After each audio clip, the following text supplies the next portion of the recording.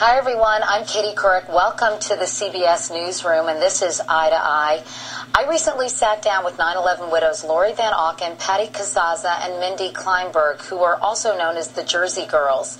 As you might remember, they've been accused by some of public grandstanding and enjoying the fame that has followed their grief. Well, they talked about that and their work to change the way Washington looks at terrorism. I can't believe that my kids are 5 years older, and that my husband's been gone for 5 years. It's very sad. It's impossible to escape. I wake up with that every morning. It's the same feeling. What is that feeling? It's despair and hope and sorrow. And hope? Yeah. You have to have hope. We have children. You want something better for them. 2 years ago, Tom Kane, who was head of the 9/11 Commission, said, "I doubt very much we would be in existence without them," meaning without you all.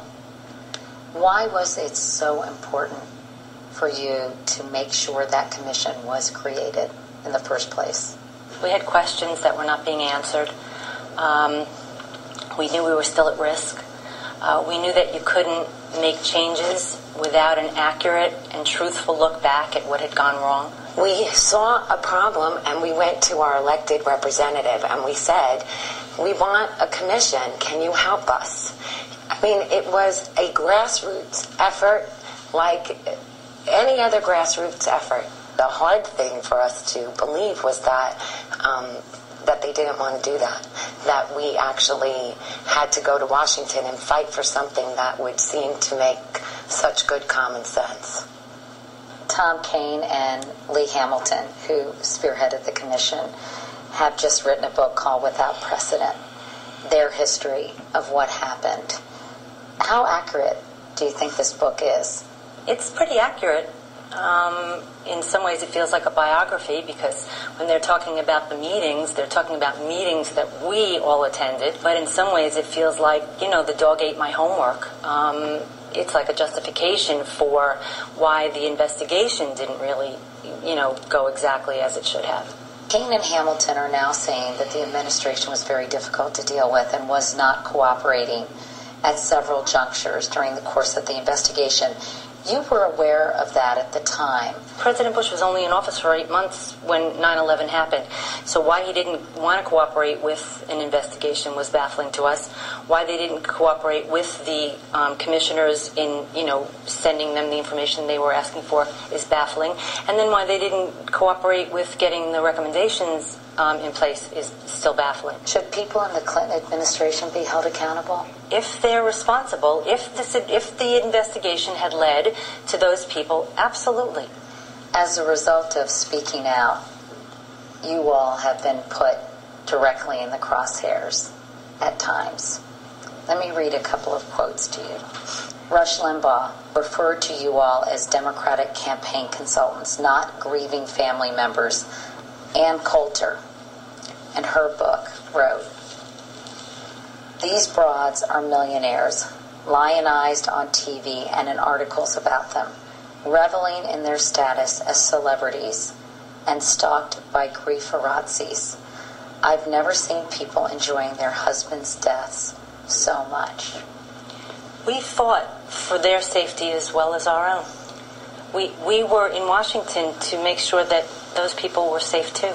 We did not do this for any kind of a political reason at all. We were never coached by anybody, never funded by anybody. What a sad irony that it was terrorists whose blind hatred based on political and religious beliefs are why we have lost loved ones. And because I am saying something that they don't agree with politically, they are spewing vitriol and blind hatred at me. It makes me think, not only are we not safer, but we are less wise and more divided and have allowed the terrorists to infiltrate us even more than we could possibly imagine.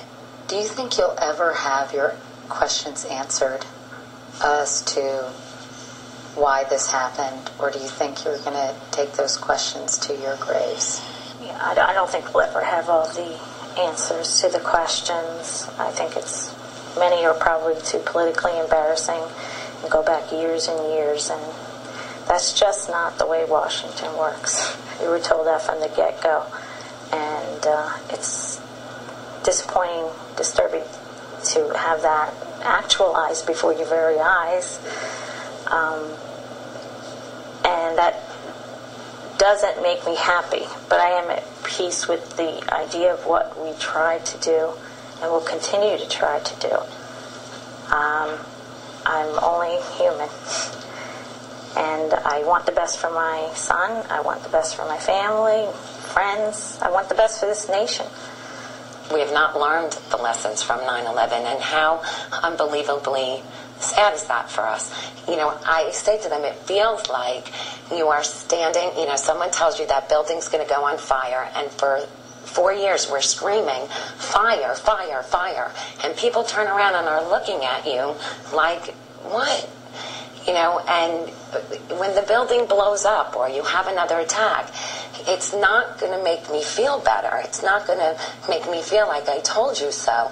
It's going to feel desperately horrible that we could do nothing. Walk with us now so you don't have to walk in our shoes. Thank you so much for joining us.